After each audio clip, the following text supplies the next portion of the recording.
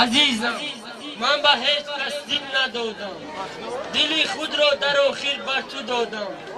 الها این دلی من با تو باشد که آتش جای دل سردان نباشد. نه عاشقمون نه عشق بر سر دارم، نه بوالهوسم نه یار دیگر دارم. هر جا که باشم نصیب و تقدیر باشد، با امر خدا همانجا منزل دارم.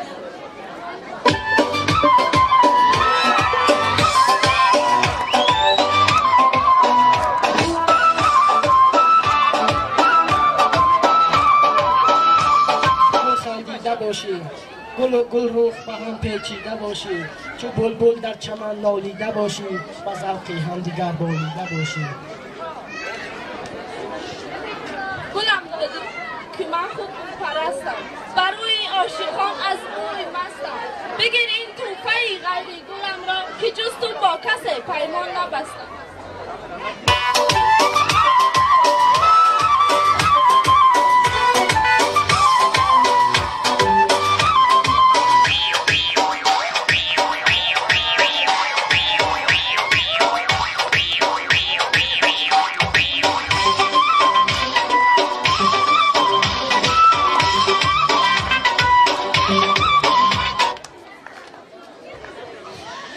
یادی تو کنم دلم شرر می‌ریزد، ترکی تو کنم لختی جگر بریزد.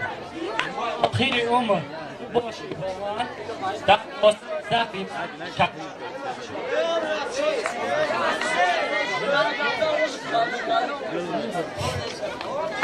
من گل نیستم گلی سه روزه هوس، من یارو نمیگیرم به گفتی هر کس. من جوی چشمه نیستم دست شوید هر کس، من عشق پاکم را میدهم با یک کس.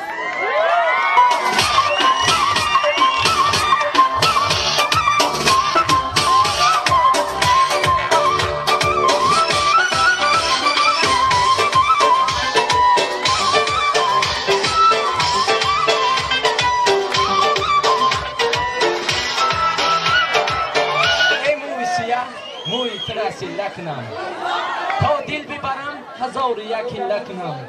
با این همه زحمتم اگر میلی تو نیست، تا عمر بود در همه جا گل لکنم. اگر من باخت میبودم تو را خوشبخت میکردم، اگر من عشق میبودم تو را عاشق میکردم، اگر من عشق میبودم زی چشمانت نمیریختم، اگر من جان میبودم زی جسم تو نمیرفتم.